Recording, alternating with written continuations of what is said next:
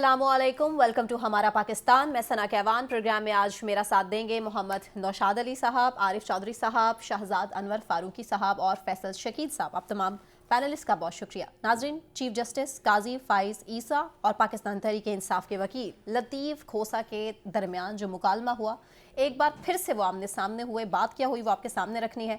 Supreme court में मुलाजमत से मुताल्लिक case की समाअत के दौरान चीफ जस्टिस काजी फाइज ईसा और लतीफ़ खोसा का मुकालमा हुआ, जिसमें लतीफ़ खोसा ने इस्तदा की कि बानी PTI इमरान खान की तोशा खाना केस में नाअहली के खिलाफ दरख्वास्त समाअत के लिए जल्द अज जल्द मुकर्रर की जाए। जवाब में चीफ जस्टिस साहब ने रिमार्क्स दिए और कहा कि लतीफ़ खोसा साहब, आप बाहर जाकर तो इल्ज़ामात लगाते हैं, एक तरफ आप अदलिया पर एतबार नहीं करते, दूसरी तरफ रिलीफ भी मांगते हैं। जस्टिस काजी फाइज ईसा ने लतीफ़ खोसा से कहा कि जल्द समाअत की दरख्वास्त दायर कर दीजिए, कानून के मुताबिक जो रिलीफ होगा वो दे देंगे। क्या बानी तहरीक इंसाफ को इलेक्शन से कबल कोई रिलीफ भी मिल सकता है? PTI वकला के दलाइल स्ट्रॉन्ग थे या नहीं? बात करेंगे। सबसे पहले आरिफ चौधरी साहब, सवाल आप ही के लिए। आपको क्या लगता है, हफ्ते की समाअत सबके सामने है, ओपन हेयरिंग थी, जो PTI वकला थे क्या उस तरह से स्ट्रॉन्ग दलाइल पेश नहीं कर सके, अपना मुकदमा ठीक से नहीं लड़ सके? आपको लगता है? ऐसी बिल्कुल बात नहीं है। यकीनन मामला बिल्कुल इसके बरक्स है। अगर आप गौर करें तो सूरत हाल बिल्कुल वाज़ेह हो जाएगी। चीफ जस्टिस जब समाअत फरमा रहे थे, अगर एक वो ये सवाल कर लेते इलेक्शन कमीशन से कि क्या आपने किसी को किसी बुनियाद पर पूछा है, पॉलिटिकल पार्टीज को, जनता पार्टी इलेक्शन के बारे में क्या आपने कोई सवाल किया है, तो फिर उसके जवाब जो भी आता जवाब, लेकिन ये कि उससे कम से कम एक जुमले से या एक शब्द से उनकी गैर जानबदारी का कुछ ना कुछ चायबा हो सकता था। लेकिन वहां जो बैठ के वो जिस अंदाज में प्रोसीडिंग्स उन्होंने कंडक्ट की, वो पहले अव्वल से लेकर आखिर तक एक ऐसा केस था जो खुद चीफ जस्टिस लड़ रहे थे, यानी उसमें उनके साथी उनकी मुआवनत कर रहे थे। और वो मुकदमा जो था इलेक्शन कमीशन पर लड़ रहे थे, एक लम्हे के लिए भी आप देखें, मैं समझता हूँ कि इलेक्शन कमीशन भला बहुत अच्छा इलेक्शन कमीशन है, बड़ा गैर जानबदार होगा, लेकिन अदालत में जब मामलात आते हैं तो यकीनन सवालात किए जाते हैं। अक्सर हमने देखा है कि चाहे रिलीफ अल्टीमेट कुछ भी हो, लेकिन दूसरी पार्टी से भी ये सवाल किया जाता है कि जनाब आप देखें कि आपने बाकी पार्टियों के साथ क्या किया, फिर आपने ये जो रिलीफ दिया है ANP को 20,000 रुपए दे के, और उन्हें आपने कहा कि ये इलेक्शन बाद में करवा लें, तो इनके साथ ऐसा क्यों नहीं किया जा सकता था? लेकिन आप ये महसूस करें कि बिल्कुल पूरा तासुब, पूरा गुस्सा और इस अनाद और नफरत के साथ कंडक्ट की गई है प्रोसीडिंग, जो मैं समझता हूँ कि हम सब के लिए बड़ी तकलीफ की बात है, क्योंकि हम तवक्को ये कर रहे थे कि ये जो पाकिस्तान में कभी तो ऐसा होगा कि इंसाफ होता हुआ नजर आएगा, लेकिन यहाँ इंसाफ होता हुआ नजर नहीं आया, बल्कि बेइंसाफ होती बड़ी वाज़ेह तौर पर नजर आई है। बहुत मुश्किल होता है तलाक के लिए अपने, यानी जिन्होंने क्लाइंट की रिलीफ लेना होता है कि वो कभी अदालत के सामने खड़े होकर अदालत की जानबदारी जो है उसकी तरफ इशारा करें और वाज़ेह तौर पर करें। लेकिन ये बात पहली मौका हो रहा है कि चीफ जस्टिस सतह पे लोग खुल के कह रहे हैं कि जनाब आप जानबदार हैं और आप आपसे हमें कोई रिलीफ की तवक्को नहीं है। और अब तक हुआ भी ये है कि हर मामले में रिलीफ जो था, कहीं भी रिलीफ नहीं दिया। और दूसरी बात यह है, आप मुझे बताएं कि क्या खुद चीफ जस्टिस जिनके खिलाफ रेफरेंस फाइल किया था इमरान खान की गवर्नमेंट ने, क्या उन्हें इस केस में खुद बैठना चाहिए था? इंसाफ का तकाजा ये था कि जो खुद शख्स मुतासरा होता है, जिससे यानी जिसके खिलाफ किसी ने कोई ऐसी बात की होती है जिससे नजर आ रहा हो कि वो उनके खिलाफ गुस्सा रखता है या इनाज रखता है, उन्हें तो नहीं बैठना चाहिए था। लेकिन चीफ जस्टिस साहब खुद बैठे और बैठ के फिर कार्रवाई उन्होंने जिस अंदाज में कंडक्ट की, पूरा पाकिस्तान में बल्कि पूरी दुनिया के अंदर जिस अंदाज में इसको आप रेटिंग इसकी हो रही है हमारे इंसाफ के सिस्टम की, वो हमारे लिए बड़ी शर्मनाक है। ये कहा जाए कि जी तैयारी नहीं थी, लेकिन आप मुझे ये बताएं कि ये सवाल करना कि आप पिशावर के इलाके चमकनी में जाके आपने क्यों इजलास किया, किसको नहीं मालूम कि PTI के किसी शख्स को भी बाहर नहीं छोड़ा जाता। कोई बंदा बाहर निकलता उनका, उसको पकड़ लिया जाता। और एंड उस वक्त जब PTI का मुकदमा अदालत में चल रहा था, उस वक्त PTI का जो चेयरमैन बना है गौहर अली खान, उसके घर के अंदर तो रेड किया गया था और एन उस वक्त उठाया जा रहा था असद कैसर को और पार्टी के दूसरे रहनुमाओं को। इससे आंखें बंद करके बैठ जाना और कहना कि जी मुझे तो पता ही नहीं है। और दूसरा ये है कि सामने जब गौहर अली खान का मामला आया तो बटन दबा क्या कि जनाब क्या सुनना सकते, ये वो सारी हैं जो सबने देखी और सबने सुनी। तो इसलिए मैं समझता हूँ कि यहाँ तैयारी वाला मामला नहीं है, यहाँ मामला अनाज और उपज वाला था जिसने काम दिखाया और एक पॉलिटिकल पार्टी को जिसको आपने अभी यानी खत्म नहीं किया उसके खिलाफ कोई रेफरेंस किया और उसको आपने यानी नॉन पॉलिटिकल पार्टी के उसकी एग्जिस्टेंस को खत्म नहीं किया जो कि सिर्फ सुप्रीम कोर्ट के पास रेफरेंस के बाद किया जा सकता है, उसको आपने महरूम कर दिया इंतखाबी निशान। और उसका मतलब क्या है? पीटीआई का शराजा आप बिखेर दिया, पार्टी का शराजा बिखर चुका। ठीक, दरवाजे आपने बंद कर दिए। हाँ, मुझे बिल्कुल नजर नहीं आता कि कोई रिलीफ कल को किसी तौर पर भी पीटीआई को इस चीफ जस्टिस साहब की मौजूदगी। ठीक है आरिफ चौधरी साहब, एक दरखास्त तो वापस ले चुकी पीटीआई के वकला ने, जो दरखास्त लेवल प्लेइंग फील्ड के हवाले से दायर की थी वो तो वापस ले ली, लेकिन अब तोशाखाना केस के हवाले से इंसाफ तो अदालतों से मिलेगा। लेकिन काजी फाइज ईसा साहब कह रहे हैं कि एक तरफ आप अदलिया पर एतबार नहीं करते, दूसरी तरफ रिलीफ भी मांगते हैं, तो आपको क्या लगता है कि इंसाफ मिलेगा? देखिए ये रिलीफ जो है ना अदलिया ने अपनी जेब से नहीं देना होता।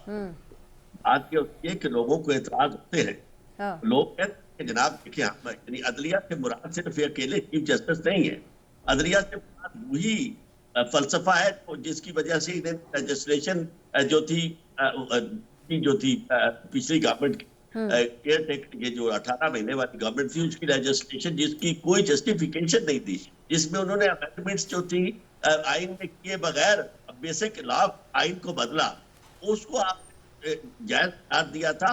उसके बाद होना ये चाहिए था कि ये चीफ जस्टिस साहब जो है वो ये समझे कि नाम मुझ पे तो बात नहीं है, ताकि मैं आपको आज भी मैं समझता हूँ कि अगर वो अपनी गैर जानबदारी साबित करना चाहते हैं तो वो कहें कि ठीक है जनाब 3 बेंच ने फैसला करना है, तीन जजेस ने, तो आप उनके सामने ये मामला ले जाते हैं, मैं नहीं इसमें बैठता। लेकिन ऐसा नहीं है, क्योंकि आपने देखा कि अदालत के अंदर इस तरह का कभी रवैया आपने देखा था कि लोगों को मजबूर कर दिया गया जज साहबान को कि वो इस्तीफे देने पे मजबूर हो गए। यानी इस हद तक यानी अंदाज जो है जारहाना है और वन साइडेड है।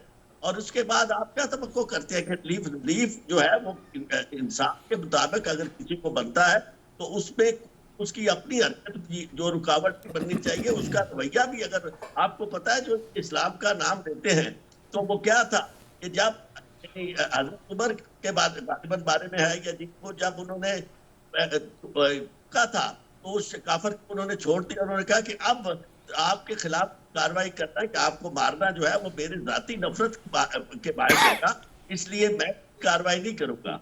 तो बात यह है कि जहां आपकी जाती नफरत या नापसंद नजर आती हो वहां आपको अपना हाथ पीछे हटा लेना चाहिए। सुप्रीम कोर्ट सारी जो है चलती रहे और दूसरे जजेस के पास उनके केस भेज दे और उन्हें अगर उनका रिलीफ बनता है तो उन्हें मिलना चाहिए। नौशाद साहब, सवाल आप ही के लिए, शेख रशीद साहब की गिरफ्तारी पर आप क्या कमेंट करेंगे? देखिए, शेख रशीद साहब को मेरे पास जितनी इतला मिली वो 9 मई के एक मुकदमे में मुलव्विस हैं जहां पर उनकी जमानत मनसूख हुई और उन्हें गिरफ्तार कर लिया। लेकिन चिल्ला तो काट लिया ना। दुनिया भर में जहां जमानत मनसूख होती है, अगर आप किसी मुकदमे में मतलूब हों तो आपको जुडिशल कर दिया जाता है, यानी आपको जेल के हवाले कर दिया जाता है, उसको गिरफ्तार कर लिया जाता है। दो ही सूरतें हैं ना, कि या आपको जुडिशल कर दिया जाएगा या आपकी ज़मानत मुस्तरद होगी तो आप पुलिस के हवाले कर दिए जाएंगे। यही प्रोसीजर शेख रशीद के बारे में भी ऑप्ट किया गया है। मैं ना कुछ चॉइस साहब ने गुफ्तगू की है, उसमें कुछ चीज़ें हैं जो मैं फैक्ट्स स्ट्रेट करना चाहता हूँ। थोड़ा सा हो सकता है कि वो मुझसे डिसएग्री करें। मुझे लगता है कि उन्होंने शायद हो सकता है, मुझे नहीं पता, लेकिन उन्हें जो इलेक्शन कमीशन की जो पहले दिन जो समाअत थी उसके दौरान जो गुफ्तगू हुई थी, उन्होंने जो मौक़िफ़ इख्तियार किया था उस पर जो क्रॉस क्वेश्चनिंग है वो शायद स्किप हो गई होगी, चॉइस साहब ने देखी नहीं। दूसरी बात यह है कि ये चीफ जस्टिस ने ही बताया कि अदलिया जो है वो चीफ जस्टिस नहीं होता अकेला, वो तमाम जजेस पर मुश्तमिल होती है। इससे पहले तो जो कुछ हम देखते आ रहे थे वो सबके सामने है। और तीसरी बात यह है कि फुल कोर्ट की एक बराह रास्त हुई थी, अगर आपकी नज़र से गुजरी हो, याद हो आपको, वो फुल कोर्ट की जो समाअत थी उसके अंदर हमने देखा था कि क्रॉस क्वेश्चनिंग कैसे जजेस करते हैं, और वो तमाम जजेस उसी तरह से क्रॉस क्वेश्चनिंग कर रहे थे जिस तरह से पीटीआई के साथ की गई थी। कोई मुझे एक्स्ट्रा ग्रिलिंग नज़र नहीं आई कि ये कहा जाए कि एक्स्ट्रा ग्रिल किया गया है। अब मामला ये है कि देखिए, मैं तनकीद कर सकता हूँ, मैं फैसले से इख्तलाफ कर सकता हूँ। मेरी भी ख्वाहिश थी कि उनको बल्ले का निशान मिल जाए, लेकिन ये चीफ जस्टिस ने उन्हें ये नहीं कहा था कि आप इलेक्शन ना कराएं और फिर मेरे पास आएंगे तो मैं आपको जो है ना वो डिसबैंड कर दूं या आपके मुताबिक जो है वो पार्टी, हालांकि पार्टी को कुछ नहीं हुआ, सिर्फ उनसे इंतखाबी निशान वापस लिया गया और पार्टी के खुद जो रहनुमा हैं वो कह रहे हैं हमें इससे फ़र्क ही कोई नहीं पड़ता, हमारे लिए मसला ही कोई नहीं, हमने एप्लीकेशन भी बना लिए हैं, हम एक एक बंदे को भी पहुँच लेंगे, हम उनसे दूर दराज इलाकों का सवाल हुआ, उन्होंने कहा जी प्रॉब्लम ही कोई नहीं है, हमने दूर दराज के इलाके भी, हमारे पास इतना वर्कर है कि आप सोच ही नहीं सकते। लेकिन तो खान साहब ने इशारा किया है, बानी चेयरमैन कह रहे हैं कि जी हमारी जी, वो तो A और दो B तिहाई कैटेगरी अक्सरियत के लेने के सारे मूड में, और नुमाइंदे हम इस यहाँ पता नहीं किस किस्म की गायब बहसें हैं। किए जा रहे हैं। देखिए बात क्या है, बात सिंपल सी है। अदालत के अंदर जितनी समात मैंने सुनी, जो मुझे समझ आई, मैं कानूनदान तो हूं नहीं ना, मैं उसके बारीक पहलुओं की तरफ जाऊंगा, लेकिन एक जर्नलिस्ट होने के नाते जो मेरी ऑब्जर्वेशन है वो ये है कि इसका सादा और सिंपल सी बात ये है कि वो वकला से जो चीज़ें प्रोड्यूस करने को कही गई वो उनसे प्रोड्यूस नहीं की गई। अगर मामला इस्लामाबाद में सिक्योरिटी का था तो चमकनी के अंदर भी कोई गैर इलाके में नहीं है, चमकनी जहाँ पे पाकिस्तान का कानून नहीं है, यहाँ पे वहाँ पे उनको कोई छेड़ नहीं सकता था या उनको कोई पकड़ नहीं सकता था। तो ये सारी अजीबो गरीब किस्म की जो लॉजिक्स हैं वो डेवलप की जाती हैं। ANP का जो केस है वो इससे मुख्तलिफ है। मैं माजरत चाहूँगा, ANP का केस ये है कि उनके 4 साल उनके आइन के मुताबिक पूरे हो चुके हैं, लेकिन चूंकि इलेक्शन एक्ट में 5 साल तक की मुद्दत है, इसलिए उन्होंने जुर्माना लगा के उनको मई तक की मोहलत दी। पाकिस्तान तहरीक इंसाफ का केस इसलिए मुख्तलिफ था कि 5 साल गुजर चुके थे, 17 में आखिरी इंतखाबात हुए थे, 21 से ये मामला शुरू हुआ, 2-2.5 साल गुजरने के बावजूद वो ये इस काम में नाकाम हुए। उन्होंने एक बार इलेक्शन कराए, इलेक्शन कमीशन ने नहीं माना, दूसरी बार उन्होंने जो इलेक्शन कराए उसके बारे में अब जो फैसला है वो ये है कि वो इलेक्शन एज सच कराए ही नहीं गए। और बार बार हमने यहाँ इस फोरम पे ये बात की है कि बाकी सियासी जमातें भी इसी तरह के इंतखाबात कराती हैं, बाकी किसी सियासी जमात का केस सुप्रीम कोर्ट के सामने नहीं गया, इसलिए सुप्रीम कोर्ट ने उस पर कोई फैसला नहीं दिया। अगर कोई ये चाहता है कि तमाम जमातों का ऊपर कोई सुओ मोटो लेके वो खुद से तमाम जमातों के इंतखाबी निशान वापस ले लिए जाएं, तो ये सोच और अप्रोच की बात है, मैं इस पर कुछ कह नहीं सकता। तीसरी बात यह है कि अब आपको एक वजह की बात बताता चलूँ कि एक JIT बन चुकी है।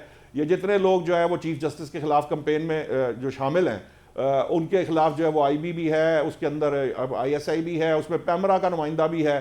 सो अल्टीमेटली ये इसके बारे में भी सारी बातें पता चल जाएंगी कि सोशल मीडिया पे कैंपेन कैसे चल रही थी, कौन चला रहा था। इससे पहले भी हमने देखा कि इस्लामाबाद हाई कोर्ट से जब फैसले खिलाफ किसी जज ने दिए तो एक पूरी कैंपेन शुरू कर दी गई, और जब हक में आए तो जनाब उनकी जो है ना शान में कसीदे पड़े जाने लगे। तो ये तो हमने देखा है, ये मिजाज सिर्फ एक जमात का जरा ज्यादा है, बाकी दीगर सियासी जमातें भी ऐसे ही करती हैं कि जब उनके मर्जी के फैसले नहीं हमले आते, भी करवा देती हैं। नहीं, सुप्रीम कोर्ट पे कोई हमला नहीं हुआ, ये भी प्रोपेगेंडा की एक वो प्रोपेगेंडा किया गया, हमेशा से किया जा रहा है, उसको कोई हमला नहीं हुआ सुप्रीम कोर्ट के ऊपर। फैक्चुअली मैं आपको बता रहा हूँ, जो शख्स वहां मौजूद था उसका ऑन रिकॉर्ड बयान है, वो सहाफी है, वो उसका कहना ये है, मेरी उससे पर्सनल बात, उसने कहा कोई सुप्रीम कोर्ट पे हमला नहीं किया गया था। अगले दिन अखबारात की लीड लग गई थी, हमें नहीं पता कैसे लग गई थी, हमने रिपोर्ट नहीं किया था, और तमाम अखबारात के जो रिपोर्टर थे उनके बारे में कोर्ट का ये कहना था। बाकी बात ये है कि ये जो एक तरीका है जो गुफ्तगू का, मुझे ये समझ में नहीं, देखा इख्तलाफ हो सकता है ना, मैंने भी कहा मेरी ख्वाहिश थी कि उनको बल्ला मिलता, नहीं मिला। अब ये आज भी आप देखिए सुप्रीम कोर्ट बार ने भी कह दिया, जो पाकिस्तान बार काउंसिल है उनके नुमाइंदों ने भी ये कहा कि जनाब आप कोई कानूनी बात है तो उस पर बात करें, अदरवाइज ये जो है ना लाइन ना करें, और ये अपनी जो इख्तरा बना लेते हैं, फैक्ट्स को ट्विस्ट करके वो एविडेंस पता नहीं कहां से बना लेते हैं और खुद से उसका एक ओपिनियन डेवलप करते हैं और फिर उसके बाद फैलाना शुरू कर देते हैं, उसको स्प्रेड करना, ये काम ना करें। अच्छा नौशाद साहब, हम पहले ही फिर जो मर्जी ओपिनियन कुछ सियासतदानों की जानिब से, कुछ सहाफियों की जानिब से मुसलसल बार बार ये सुनते आ रहे थे कि बैलेट पेपर होगा लेकिन उसमें बल्ले का निशान नहीं होगा, इसके अलावा इमरान खान इलेक्शन से आउट होगा, इलेक्शन में नहीं इमरान खान कॉन्टेस्ट कर पाएगा, और हम देख रहे हैं कि सब कुछ ऐसा ही हो रहा है। मतलब कल भी मैंने इस बात का जवाब इसी तरह से दिया था कि अगर फर्ज करें किसी सियासी जमात को ये मालूम हो तो नौशाद साहब जिसकी तरफ इशारा किया जा रहा है, PTI भी जिसकी तरफ इशारा कर रही है, PTI की लीगल टीम भी, फर्ज करें आपने मुझे एक सवाल किया तो मुझे उसका जवाब देना है ना जी, टेक्निकलिटीज को रखा जा रहा है सामने, बेसिकली चीजें उस तरह से, लेकिन चूंकि प्लान बन चुका था, इसके अलावा क्या फैसला आ सकता है? आप अब ये, मैं तो यहां पर हैरान हूं, लोगों ने जस्टिस मुनीर की इंटरप्रिटेशन डिफरेंट कर दी है, नजरिया जरूरत को वो उल्टा उन्होंने इंटरप्रेट करना शुरू कर दिया। नजरिया जरूरत ये था कि सियासी फैसला आता, ये कानूनी और आईनी फैसला है। अब कानूनी और आईनी फैसले के ऊपर अगर जस्टिस मुनीर की मिसाल दी जाएगी तो मैं उस बारे में क्या कह सकता हूं? मैं तो सिर्फ कफे अफसोस ही मल सकता हूं ना, मैं यही सोच सकता हूं कि शहजाद साहब से मैं सवाल कर लेती हूं। शहजाद साहब, पीटीआई वालों का ये मानना है कि जो कुछ हो रहा है वो लंदन प्लान का हिस्सा है। बानी चेयरमैन भी इसी की तरफ इशारा कर रहे हैं। मतलब इट वाज डिसाइडेड, ये पहले से डिसाइडेड था, इसीलिए सब कुछ प्लानिंग के तहत हो रहा है जो कुछ हो रहा है। लेकिन सरप्राइज भी आने वाला है 8 फरवरी को, क्या कहेंगे आप? बिस्मिल्लाहिर्रहमानिर्रहीम। बहुत शुक्रिया सना। अनफॉर्चुनेटली स्टूडियो में होने के बावजूद भी हम ज्वाइन नहीं कर पा रहा मैं आपको। ये जो प्लान सी की बात कर रहे हैं इमरान खान, और जिस तरह से आपने सवाल किया कि सरप्राइज आने वाला है, तो मेरा ख्याल है ये विटामिन सी है जिसकी जानिब बानी तहरीके इंसाफ के पास जो इस वक्त मौजूद है। बी और ए तो हमने देख लिया। वो बी प्लान जो था, वो जो डार साहब थे नजरियाती वाले, वो तो एक झटका भी नहीं सह पाए। वो तो आपको उस दिन भी मैंने बताया था कि वो जो जिस तरह से उसने कहा था ना कि अगर गल मरासिया के मुंडे ते आ गई है तो फिर हिटलर नाल सुलह कर लो, तो वो तो अगर डार साहब पे बात थी तो मेरा ख्याल है अब जो है उसकी कोई जरूरत नहीं थी।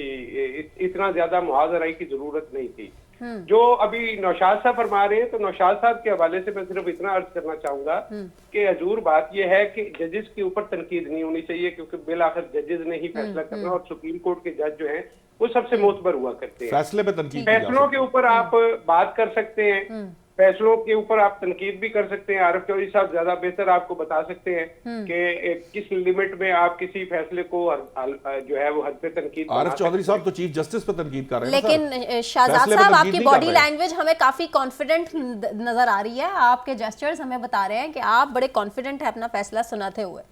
भारत को इसका मतलब ये है कि मैं आपको स्क्रीन पे नजर आना शुरू हो गया हूं। बहुत शुक्रिया। अच्छा, अब गुजारिश ये है कि ये जो बात की ना चीफ जस्टिस साहब ने आज, जो लतीफ खोसा साहब के साथ उनका जो थोड़ी सी बात हुई, तो वो मियां मोहम्मद बख्श ने कहा था कि लिसेदा की वस मोहम्मद रोना या नस पैना। तो अब ये जो लिसा है, ये बेचारा सुप्रीम कोर्ट के बाहर खड़े होके तो वो बेचारा रोता है, वो बताता है कि हमारे साथ ये हो गया वो हो गया, लेकिन इससे अब कोई फर्क नहीं पड़ने वाला मेरे हिसाब से। मैंने कल भी अर्ज की थी कि ये जो आपने साबका फैसले की फूड़ी बिछा रखी है और उस पर बैठ के आप सफे मातम बिछा के तो आप बैठे हुए हैं, इससे अब निकले और नई बात करें, आगे की तरफ बढ़े। 8 अक्टूबर को अगर कोई सरप्राइज देना है तो उसके हवाले से कुछ चीजें हमें वादे नजर भी आनी चाहिए, क्योंकि 9 मई दोहराने का प्रोग्राम है। इस तरह से अब जलसे जुलूस शुरू किए दूसरी पार्टी ने भी। बिलावल तो ऑलरेडी बड़े अग्रेसिव हैं और अब उन्होंने अपनी स्ट्रेटजी। शहजाद साहब, मुझे नौशाद साहब की बात को ऐड करने दीजिए। मैं बड़ी यकीन करें बहुत मुश्किल से कंट्रोल करके रखा हुआ है। कल से मैंने ये, नौशाद साहब ने बड़ी गहरी बात की है, अभी की थोड़ी सी है लेकिन ये ब्रेकिंग से कम नहीं है। एक और 9 मई भाई, की एक तरफ और इशारा 9 मई है। के बात हो रही है इस वक्त। तो जो इतलात आ रही हैं वहां पे तो प्लानिंग जो है वो एक और 9 मई करने की हो रही है। सकता है कि 9 मई, बहुत सी चीजें 8 फरवरी तहकीकाती इदारे और 8 फरवरी के बाद रिजल्ट। अच्छा, ये चूंकि मेरा और आपका कम्युनिकेशन समझ रहे हैं ना, तो मैं समझ गया हूँ, लेकिन ये क्योंकि कम्युनिकेशन का प्रॉब्लम था। देखिए, ये जो 9 मई वाला वाकया है, बुनियादी तौर पर ये बड़ा अफसोसनाक है, और मैं समझता हूँ कि इस तरह से जो फौजी तनसीबात और जो मकामात हैं उन पे हमला नहीं होना चाहिए था। लेकिन ये बात जो नौशाद साहब कर रहे हैं वो जरा गहराई में बात कर रहे हैं। मैं उसको थोड़ा सा और तरीके से एलेबोरेट करता हूँ। नौशाद साहब, सिंपल सी बात है कि अगर उस वक्त कोई और प्लान बना था, कहीं और कुछ होना था, तो जो लोग उसके जिम्मेदार थे आप उनको सामने क्यों नहीं ला रहे? सीसीटीवी फुटेज क्यों नहीं आ रही सामने? सीसीटीवी फुटेज वाली बात कर लें। नहीं, वो फुटेज की बात नहीं हो रही। वो नौशाद साहब को मैं थोड़ा सा वजाहत कर दूं कि ये तो बाहर की बात आप सड़कों की कर रही हैं, मैं थोड़ी सी अंदर की बात कर रहा हूं कि वो कहा यह जा रहा है कि वो अंदर का प्लान था जो नाकाम हो गया, जिसकी वजह से बाहर का प्लान भी नाकाम हो गया। अच्छा। तो बुनियादी तौर पर अगर आपने चीजों को ओपन करना है तो सारी चीजों को ओपन कीजिए, उन लोगों को साथ कनेक्ट कीजिए, जो डॉट्स हैं उनको मिलाइए, फिर उसके बाद आप साफ शफाफ एक ट्रायल कीजिए। ये जिस तरह से हमने अपना निजाम इंसाफ जो है इसको हमने तमाशा बनाया हुआ है, इस तरह ना करें। लोगों को इससे बेचैनी होती है। वो कहते हैं कि अगर आप कोई खबर नहीं देंगे, लोगों को खबर से महरूम रखेंगे, तो फिर अफवाहें जन्म लेंगी। अफवाहों से जो है वो बेयकीनी पैदा होती है, और बेयकीनी किसी भी मुल्क के लिए जहर कातिल हुआ करती है। आपकी इकोनॉमी ऑलरेडी जो है वो क्रिपल कर चुकी है। आप दिन रात उसका रोना रोते हैं। $70 करोड़ के लिए हमें IMF की वो तमाम शराइत मानना पड़ती है जो शायद आम हालात में कोई हुकूमत तस्लीम ना करे। तो ऐसे हालात में बतौर कौम मैं ये समझता हूँ, मेरी ये गुजारिश है कि अगर आपको ये लगता है कि 8 फरवरी से आप मजीद इंतशार की तरफ जाएंगे, तो आपको बुनियादी तौर पे मिल बैठ के कोई इस तरह की सूरत हाल करनी चाहिए कि तमाम फरीक, अगर पाकिस्तान एट स्टेक है तो अगर सिर्फ ये फाजे पाकिस्तान की ड्यूटी नहीं है कि वो इसकी हिफाजत करें, इसको ठीक अंदर है से शहजाद साहब, हिफाजत की पॉइंट आपका जरूरत क्लियर है। तो सवाल सारे फैसल साहब के stakeholders को लिए। दिखा के करें जिसका कोई नतीजा पॉजिटिव निकले, जिसके नतीजे में पाकिस्तान आगे बढ़ सके।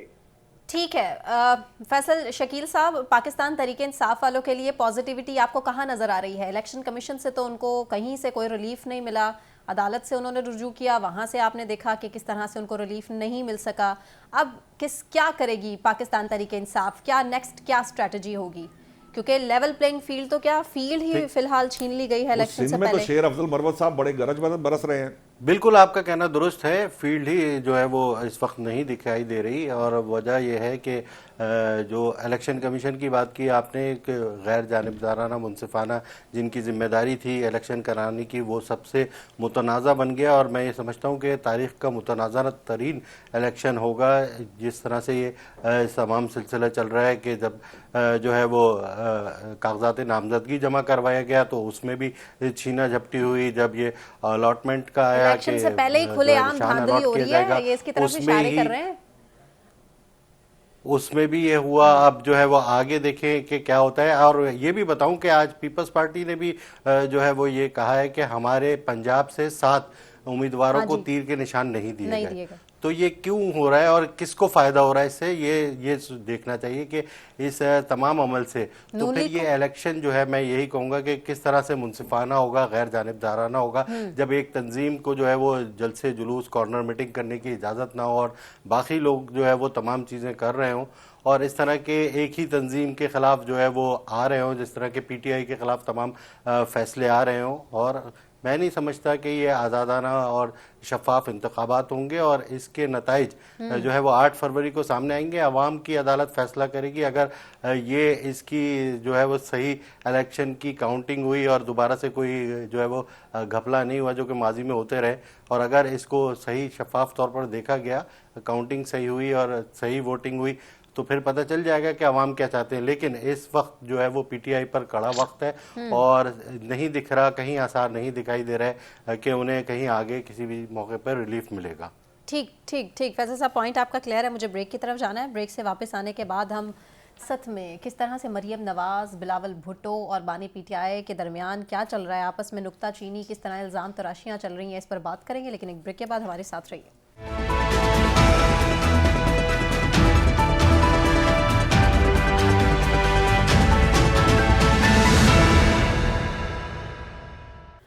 वेलकम बैक नाजरीन। पाकिस्तान में आजकल जो सियासत चल रही है वो बयानबाजी की सियासत चल रही है। आवाम के लिए तो कोई सियासी जमात क्या ही सोचेगी, लेकिन एक दूसरे को टारगेट कैसे करना है, क्रिटिसाइज कैसे करना है, नुक्ता चीनी कैसे करनी है, इल्ज़ाम तराशी करते कैसे हैं, ये हमारे सियासतदानों को बाखूबी पता है। पाकिस्तान की सियासत के 3 अहम रहनुमा हैं जी, मरियम नवाज हैं, बिलावल भुट्टो और बानी PTI तहरीक इंसाफ। जो कुछ ये कह रहे हैं, किस तरह से कह रहे हैं, किस अंदाज में कह रहे हैं, आपको सुनवाते हैं। सिलेक्टेड राज था, उसको हमने पूरी दुनिया के सामने एक्सपोज कर दिया था, और हमने डट के उन तमाम कुव्वतों का मुकाबला किया जो आपके हक पे डाका मारना चाह रहे थे। ने सोचा ही नहीं जब हम काबुल जाके चाय पी रहे थे कि हमारा इस फैसले के नतीजे में पाकिस्तान को क्या बोझ उठाना पड़ेगा। जो आज पाकिस्तान में ये नफरत और सियासत और जाती दुश्मनी की सियासत की वजह से जो हो रहा है वो कितना गलत हो रहा है। फरवरी 8 को पाकिस्तान के अवाम एक नया सोच चुने, एक ऐसा सोच जो पाकिस्तान को, पूरा पाकिस्तान एक करके इन तमाम मसाइल का मुकाबला ना सिर्फ करें मगर इंशाअल्लाह ताला फतह हासिल करें। को मेट्रो बस नजर आती है, ऑरेंज लाइन नजर आती है, रिंग रोड नजर आती है, सड़कें नजर आती हैं। लाहौर के चप्पे चप्पे पर इंशाअल्लाह तरक्की का निशान होगा। और जितना वोट शेर को दोगे, जितनी मजबूत हुकूमत शेर की बनाओगे, इंशाअल्लाह उतनी तेजी से महंगाई को कम करेंगे, उतनी तेजी से आपके लिए सेहत की सहूलियात देंगे, उतनी तेजी से आपके लिए तालीम की सहूलियात देंगे इंशाअल्लाह। जी नाज़रीन, आपने सुना जो अहम बातें की हैं मरियम नवाज ने भी, बिलावल भुट्टो ने भी। सबसे पहला सवाल आरिफ चौधरी साहब आप ही के सामने रखूंगी। तानेबाजी है, तू मैं की सियासत है और इक्तदार की जंग है सिर्फ। अवाम का कौन सोचेगा और कब सोचेगा? देखें, दुनिया में जहां जमहूरियत है, जिसका हम यहाँ बहुत ज्यादा बुरा पीटते हैं और उसी की आड़ में बहुत ज्यादा नुकसान किए जा रहे हैं मुसलसल, वहां तो ये कॉन्सेप्ट है कि आप ज्यादा किसी को करने नहीं देते। ये सियासतदान जो है उसके पास एजेंडा होता है, आकर वो बयान करता है कि this is what I stand for, और मुबाहले होते हैं, मुकाबले होते हैं, आप डिबेट्स होती हैं। हमारी बात किस्म की ये है कि पिछले जमाने में कोई थोड़ा बहुत ये चला सिलसिला कि टीवी पर डिबेट्स हुई थी। आज इसे हमारे पास यानी बिल्कुल तसव्वुर भी कर रहा है कि पाकिस्तान के अंदर इंतखाबात हैं वो आजादाना होते हैं। वो गौर करें कि क्या कहीं भी आपको डिबेट नजर आती, ऐसा है कि लोग आके उस पर पॉलिटिशियन जो है अपना अपना नुक्ता नजर बयान करें कि भाई अब तक जो हुआ है उसमें हमारा ये कंट्रीब्यूशन है, हम इस सतह तक अगर पहुंचे हैं तो उसमें हमारी ये प्लानिंग है कि पाकिस्तान को माशी मैदान में हम इस तरह आगे लेके जाएंगे। पाकिस्तान के अंदर जो इस वक्त लॉ एंड ऑर्डर की सिचुएशन है, स्पेशली जो दहशतगर्दी का नासूर हमें लिए जा रहा हाँ है, जी। इसका मुकाबला करने के लिए हमारे पास ये इलाज है। हमारे पास आपको सेहत की देने के लिए, आपको तारीखी सहूलतें देने के ये बजटिंग की है, ये हमने सोचा है कि इस तरह करेंगे और हमारे इस तरह के प्लान है। अच्छा हो रहा, इसकी वजह ये है कि किसी जमाने तक यहाँ सियासत जो थी वो नजरियात की सियासत थी। लोग बैठ के जब गुफ्तगू करते थे, कोई कहता था ना पाकिस्तान जो है इसमें सोशलिज्म होनी चाहिए, कोई कहता नहीं जी सोशलिज्म तो इस्लाम मुखालिफ है, और कोई कैपिटलिज्म होनी चाहिए, कोई कुछ कहता था। लेकिन एक से ये हुआ है ज़िया के जमाने के बाद कि यहाँ गुफ्तगू है उस अंदाज में इतनी अकल खत्म हो गई है। बातें सिर्फ एक दूसरे के साथ नाम के बेइज्जती करके, एक दूसरे की तजलील करके, इसमें किसी पॉलिटिकल पार्टी को मैं पीछे नहीं समझता कि मैं ये कहूँ कि जनाब इमरान खान साहब का कोई ऐसा किरदार है जिससे हटके उन्होंने भी गाली की जुबान इस्तेमाल की, ये नवाज ने भी, और खुद हम इससे तवक्को नहीं करते थे। नया नौजवान जो है पॉलिटिशियन, ये अभी आप जिसको दिखा रहे थे बिलावल, हाँ जी। वो भी पीछे नहीं, उनका यानी एजेंडा जो है वो उसी तरह जाती और पर्सनल रहा है। तो इस तरह ये समझता हूँ कि उम्मीदें होनी चाहिए थी कि पाकिस्तान के अंदर बाजी के सियासतदानों ने डिलीवर नहीं किया, तो आने वाले दिनों में ये जो हमारे नौजवान सियासतदान है या आगे बढ़ने वाले जो नई क़यादत है, ये शायद पाकिस्तान के लिए डिलीवर कर सकेगी। वो भी अब ये टूटती जा रही है। उसकी वजह ये है कि इस काम के आपको बुनियादी तौर पर क्रेजी करनी पड़ती है, लोगों के मसाइल जानना पड़ता है, अपनी टीमें बिठाना पड़ती है, और वो टीमें जो है कोई मैशत के मामले में, कोई डिफेंस के मामले में, जो हेल्थ के मामले में, एजुकेशन के मामले में, वो आपको तजावीज देती हैं, और उन तजावीज की बुनियाद पर आप एक रख्स जो है वो कौम के साथ लेकर जाते हैं, और ये आप ये समझते हैं कि कौम आपके एजेंडे को देखेगी, आपका माजी देखेगी, और उसके बाद कौम फैसला करेगी। अब हमारे यहाँ तो मामला ये हो रहा है कि हम कौम को फैसला करने नहीं दे रहे, हम तो फैसला कहीं और से लेकर आ रहे हैं, और कौम के ऊपर वो नाफिज करने की कोशिश कर रहे हैं जबरदस्ती के, भी कौम माने ना माने, हमने आपको चॉइस नहीं देना। ये बात हमें में रखनी चाहिए कि जहाँ कौम को आप उसके चॉइस से महकूम करते हैं, उसके बाद भले आप जितने मर्जी दानिशमंदी से ये बातें करें कि जनाब पाकिस्तान वो 9 मई में मुलव्वस था, फलाने ये किया था, फलाने ये किया था, फैसला लोगों पर छोड़े, लोगों को फैसला करने दें। आप अपना अदालती निजाम अपना बाकी मुहकम करें, मजबूत करें, उसके अंदर ट्रायल करें, सब कुछ करें, लेकिन इस मामले में जमहूरियत जो है उसे अनअडल्टरेटेड रखें, उसमें मुदाखलत ना हो। आपका इलेक्शन कमीशन जो मेरे दोस्त ने कहा कि जी सुबह को तो एक्शन नहीं दे सकते थे, बात वो फोटो एक्शन की नहीं होती। सवाल ये पूछा जाना चाहिए इलेक्शन कमीशन से 3 कार्रवाइयां आपने की, तोशाखाना के बारे में, फॉरेन फंडिंग के बारे में, और इंट्रा पार्टी इलेक्शन के बारे में। क्या इन तीनों कार्रवाइयों में आपने दूसरी 2 पोलिटिकल पार्टी जो थी उनको भी देखा, और क्या उससे भी जवाब दिया? जवाब होगा नहीं। अगर जवाब आए, और फिर इसके बाद कभी दुनिया में ऐसा भी हुआ कि कोई इदारा बतौर इदारे के अपने फैसले को डिफेंड करने के लिए सुप्रीम कोर्ट तक पहुंच जाए?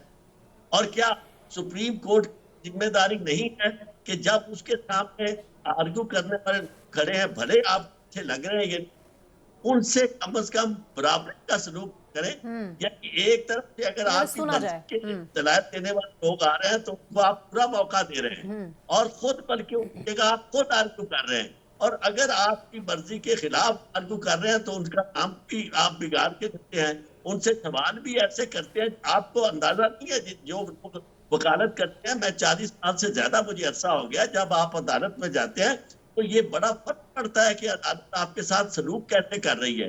अगर जाते ही इस तरह के सवाल की क्या नाम आपने रखा हुआ है सरदार, अब ये सरदार तो नहीं आप कौन सा सरदार है, इससे यकीन माने बड़ी हिम्मत है उस वकील की, फिर वो खड़ा रहे और फिर वो बात के कोर्ट का रवैया जो है वो उसे इस तरह का नहीं नजर आता, हॉस्पिटेबल रवैया नहीं है, होस्टाइल रवैया है। इसलिए हमारी अदालतों को भी देखना चाहिए। बाकी हम जितनी मर्जी को करते रहे, हॉस्पिटल रवैये की आदत पड़ नहीं गई जा है। सकता।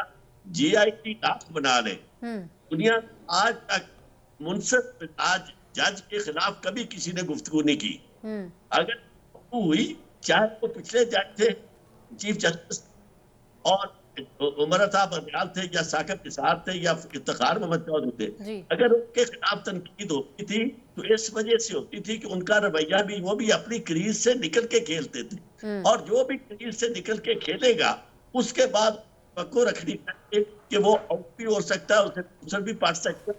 और उसके साथ दुनिया जो है, दुनिया उनकर नकीर है, लोगों के हाथ में मोबाइल पकड़े हुए हैं, किसी का मुंह नहीं रोक सकते, किसी को आप रोक नहीं सकते, तो क्या करेगा।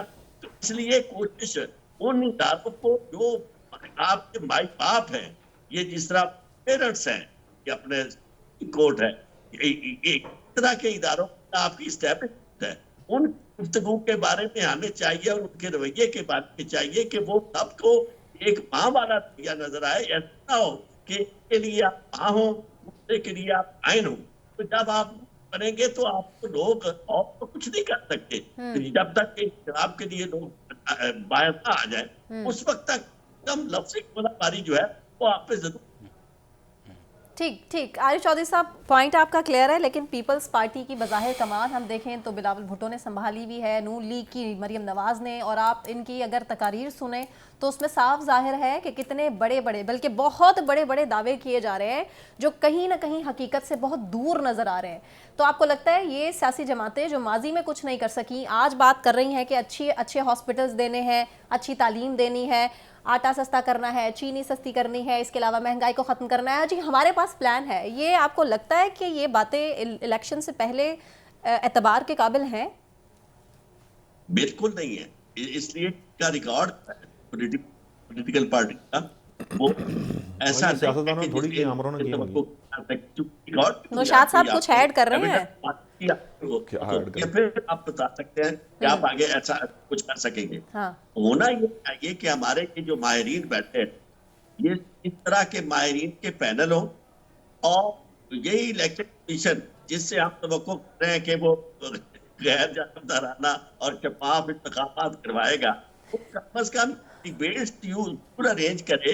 अगर फर्ज करो इनमें से कोई भी आपके सामने बात करता है तो नौशाद साहब से उसका रिकॉर्ड पूछे, उसके साथ मुबाशरत करे और तकाबत करे, उससे पूछे कि जनाब ये रिकॉर्ड है, माजी में आपने ये कहा था और आपने ये किया था, और इलेक्शन से पहले ये मंशूर आपने दिया था, अब ये मंशूर बताइए इस पर काम हो रहा है या नहीं। इस तरह फिर बुलंद बात कर रहे हैं, उनसे ये कहा जाए कि जनाब पाकिस्तान के वसाइल तो ये हैं, आप सब्सिडी की कोशिश करते हैं तो आप इसे कैसे जस्टिफाई कर सकेंगे।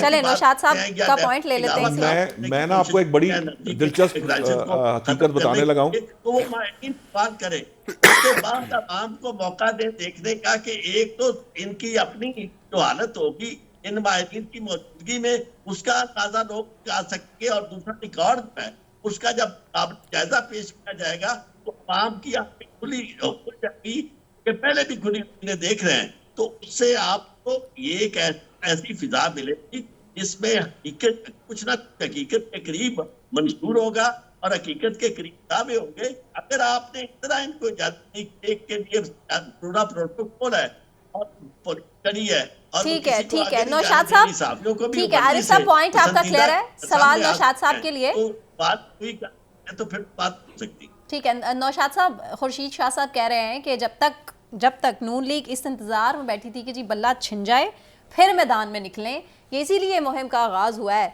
तो आपको लगता है चलें, ये तो उनकी पॉइंट स्कोरिंग है। देखें सियासतदानों ने तो बल्ले ये से काम डरी हुई करना थी ही नून है। लीग?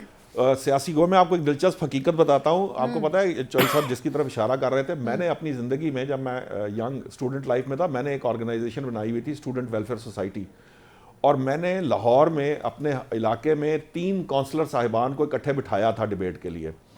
और दिलचस्प बात बताऊं कि उनमें से एक जो है वो सनम जावेद के वालिद साहब थे। अच्छा, जावेद साहब जो काउंसलर के लिए खड़े हुए थे, और इन लोगों ने डिबेट की थी। आज भी हल्के के लोग उस डिबेट को याद करते हैं। अच्छा। क्योंकि वो आवाम के सामने, जो हमारे हल्के के लोग थे उनके सामने, उनके दरमियान डिबेट कराई गई थी, उसको कंडक्ट किया गया था। चौधरी साहब की बात ठीक है कि ये इन लोगों को, इन तमाम रहनुमाओं को इकट्ठे बिठाना चाहिए और इनसे डिबेट भी करानी चाहिए, इनसे इनका मंशूर भी पूछा जाना चाहिए। और ये भी दुरुस्त है कि इनको मंशूर जो है उस पर आर्ग्यूमेंट भी होना चाहिए कि ये जो मंशूर दे रहे हैं क्या ये पॉसिबल है। जिस तरह मैं ये समझता हूँ कि 20 लाख घर बनाने वाली बात जो है ये बिल्कुल वैसे ही है जैसे एक ज़माने के अंदर वो 1 करोड़ नौकरियां और इस तरह के वादे वईद किए गए थे। ये भी उसी तरह के वादे वईद हैं।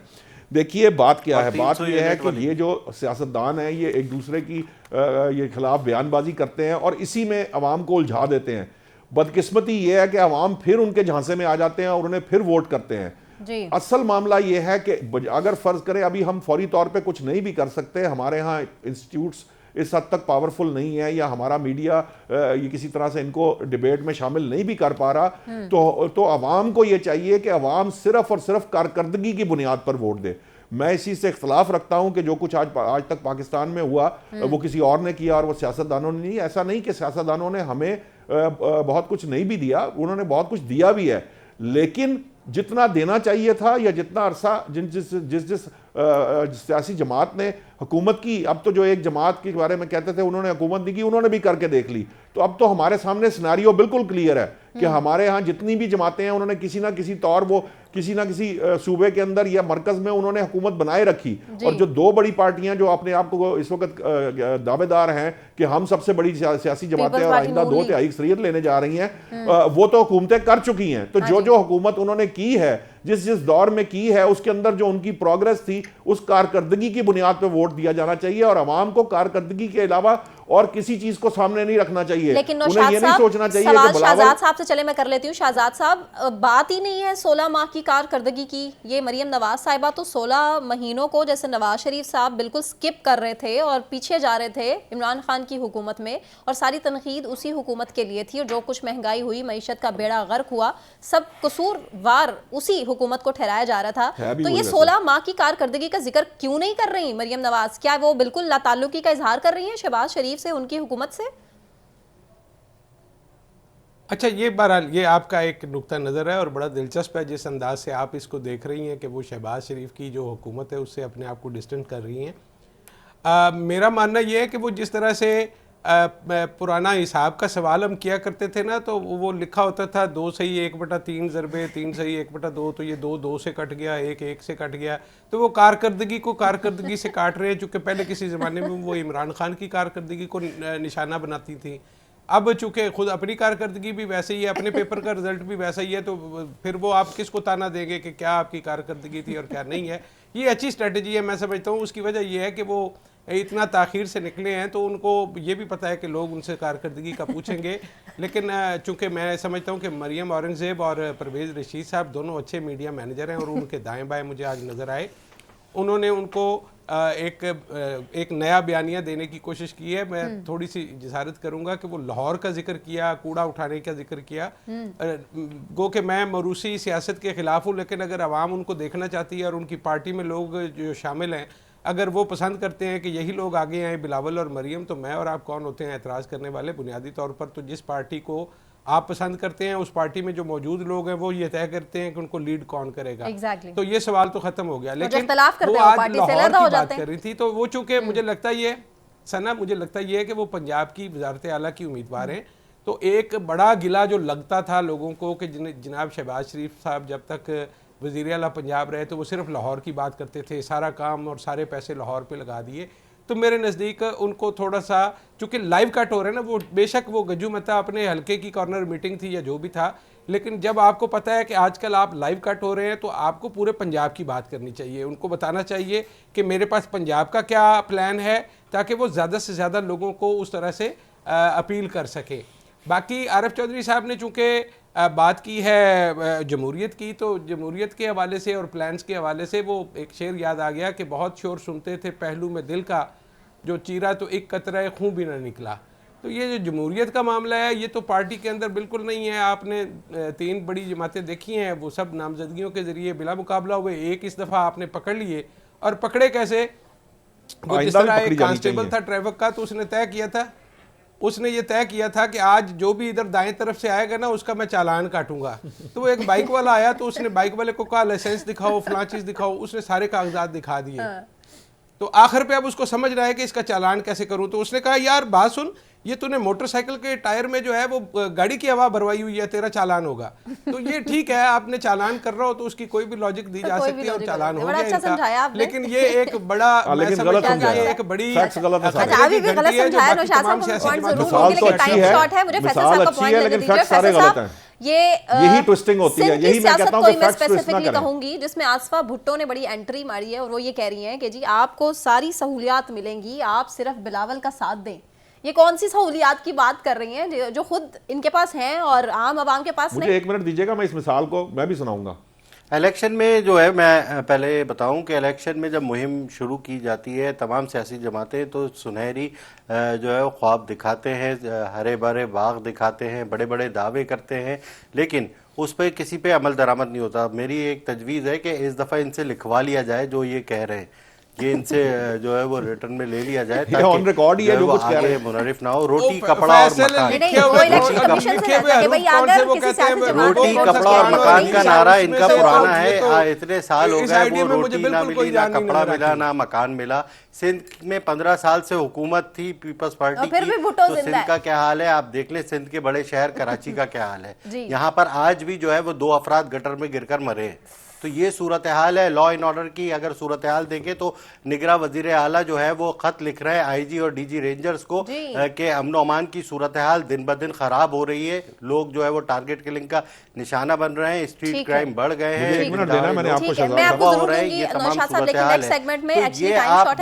ये तमाम चीजें।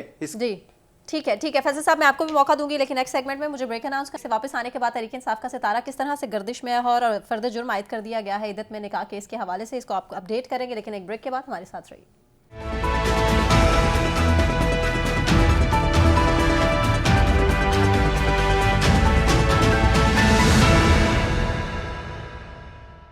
वेलकम बैक नाजरीन। तहरीके इंसाफ का जो सितारा है वो गर्दिश में है। मुसलसल केसेस की भरमार और हर रोज़ किसी ना किसी केस का फैसला उनके हक में नहीं आता है। इद्दत में निकाह का केस बानी तहरीके इंसाफ और उनकी अहलिया पर फर्द जुर्म आयद कर दी गई है और साथ ही साथ इमरान खान ने अनाउंस किया है कि 8 फरवरी को उन्हें झटका लगेगा। हमारे पास प्लान सी मौजूद है। आरिफ चौधरी साहब, ये प्लान सी क्या है? मैं समझता हूँ कि प्लान सी बज़ाहिर जो हमें नजर आता है वो यही है कि अवाम बहुत ज्यादा तादाद में निकलेंगे और जो के लोग हैं जिन्होंने टिकट दिया हुआ है उन्हें वोट देंगे। वोट के जरिए उनके दूसरे यानी मकासद जो है एस्टेब्लिशमेंट के और क्या उसके मुखालिफिन के वो से नाकाम बना देंगे। और इस तो मुझे प्लान नजर नहीं आता, चूंकि जहां तक प्लान का ताल्लुक है वो सारे के सारे प्लान धरे रह जाते हैं और इलेक्शन में रिगिंग के। अगर वहां लोग बहुत ज्यादा तादाद में निकल आए और खास तौर पर ये जो 5 करोड़ वोट का कहा जा रहा है कि जो नौजवानों का वोट है जिनकी उम्र है वो 35 साल है, तो इस तरह के लोग जो है वो जब जाएंगे तो उनके बारे में तो आज तक सारे सर्वे ये कह रहा है कि उसमें ऑलमोस्ट 80-90% वो सारे लोग हैं जो इमरान खान के साथ है, पीटीआई के साथ है। वो पुरजोश भी होंगे, जज्बा और जुनून के साथ जाएंगे। तो फिर वहां जाकर इलेक्शन के लिए वो वोट लगा के आप कैंडिडेट्स को, मैं समझता हूँ कि बाकी सब कुछ आज दे सकते, नाकाम कर सकते। जहाँ तक इज्जत वाली बात आपने कर रहे थे वो मेरे नजदीक भाई शर्मनाक मामला है कि अगर इस तरह के केसेस पाए जाते हैं फिर उसके बाद ये देखें कि रियासत को आप क्या उनके पल्ले रहने देते हैं और उसमें कहाँ ये बात यानी लोगों की प्राइवेसी रहेगी, कहाँ इज्जत रहेगी, कहाँ गैरत रहेगी। ऐसे फजूल सवाल दुनिया में कहीं नहीं होते। जिस तरह के इमरान खान के खिलाफ किए जा रहे हैं, इस मानदत और रवैया जो है तासुब का और वाज़ेह तौर पर नजर आ रहा है। इसमें और कोई शक ठीक है, ठीक है। शहजाद साहब, आपके मुताबिक पीटीआई का प्लान सी क्या हो सकता है? देखिए, पीटीआई का प्लान सी तो यही हो सकता है कि वो उस दिन अपने वोटर्स को ज़्यादा से ज़्यादा निकालने में कामयाब हों। लेकिन मेरा मानना ये है कि जो आखिरी फ़ैसला हुआ उनके हवाले से, जो पाकिस्तान तहरीक इंसाफ के चाहने वाले हैं, जो मानने वाले हैं, वो मायूस हुए हैं और उनको लगता ये है कि अगर यहाँ तक जाया जा सकता है तो शायद अब बाहर निकल कर हमारा वोट डालने से शायद कोई फ़र्क नहीं पड़ेगा। और वो मायूसी का लेवल जो है वो थोड़ा बहुत मेरा ख्याल है नज़र आना शुरू हुआ है। हाँ जी। अगर उस मायूसी को काउंटर कर पाएँ, लोगों को चार्ज रख पाएँ तो वो ठीक हो जाएगा और यही प्लान हो सकता है। बाकी अब लोगों को चाहिए कि वो 8 तारीख को निकलें और अपनी मर्जी के लोगों को वोट दें। क्योंकि वाकई हल्के में मैं निकली हूँ, लोगों का यही मानना है कि मायूसी है और हम नहीं निकलेंगे, हमारे वोट से कोई फर्क नहीं पड़ेगा। फैसल साहब, आपको क्या लगता है कि तहरीक इंसाफ की नेक्स्ट स्ट्रेटजी क्या होगी? देखिए, जहाँ तक पहले आपने वो सवाल किया बुशरा बीबी का और इमरान खान का, तो मैं इद्दत में निकाह केस में फर्द जुर्म जायद कर दी गई। साहब को 6 साल बाद जो है वो इस बात पे ख्याल आया कि वो इद्दत पूरी हुई थी या नहीं हुई थी। तो ये सिर्फ और सिर्फ इमरान खान की किरदार कशी की मुहिम चलाई जा रही है, उन्हें किसी तरह से जो है वो नुकसान पहुँचाया जाए। जहाँ तक 8 फरवरी का है ताल्लुक, वहाँ तक आवाम के हलकों में मैं भी गया हूँ। आवाम जो है, आवाम में मायूसी है क्योंकि इस वक्त आवाम तमाम चीज़ें देख रही है, बराह रास्त अदालती कार्रवाइयाँ भी देख रही है। और फैसल साहब, ये हकीकत है कि आवाम में मायूसी फैली है। नौशाद साहब, किरदार कशी के लिए बनाए गए ये केसेस, तो अब जो है वो 8 फरवरी को ही ये इलेक्शन तो नौशाद साहब, आपको लगता है कि कामयाब हो पाए इस प्रोपेगेंडे में? मैं नहीं समझता कि इस तरह की जो केसेस हैं वो होने चाहिए। ये हमें कहीं ना कहीं हदूद और क़यूद तय करनी चाहिए और सियासतदानों को ही मिलकर बैठकर तय करनी चाहिए। लेकिन एक मिसाल मैं भी देना चाहता हूँ। क्या? वो वेरी एक क्विक, पुलिस वाले को, इसी तरह ही ना, पुलिस वाले ने एक मोटरसाइकिल वाले को पकड़ लिया और उसको पकड़ के कहा, भाई आप ये किधर से शॉर्टकट मार रहे हैं, वन वे आ रहे हैं, तो आप किधर जा रहे हैं? उन्होंने कहा नहीं, आप मेरा चलान ना करें, मुझे जाने दें, बस इधर से मैंने जाना है बस। वो तो उसने कहा भाई इधर से नहीं जा सकते, ये कानून के खिलाफ। उन्होंने कहा नहीं, कानून को छोड़े आप, वो मेरे पीछे 200 बंदा है और मैं जो है ना अभी आ जाएगा तो आके फिर आपके साथ बेड़ा कर देगा। आपने देखा ना एक आरओ के ऑफिस में इसी तरह ही उन्होंने। ठीक है नौशाद साहब, पॉइंट आपका क्लियर है। शहजाद साहब, सुन लें, उनसे कागज मांगे, उनके पास कागज नहीं थे, उनसे उनका हेलमेट नहीं था, उसके बावजूद वो तड़ियां करा, 4 बंदे बैठे हुए थे। और वैसे नौशाद साहब, ये हमारा चलान ना करें, अगर आपने हमारा चलान कर दिया, आखिर में बात हुई कि ये जो बाकी आरिफ चौधरी साहब, फैसल शकील साहब, पैनलिस्ट का शुक्रिया। मुझे सना कहवान को इजाजत दीजिए, अपना ख्याल रखिए, अल्लाह हाफिज़।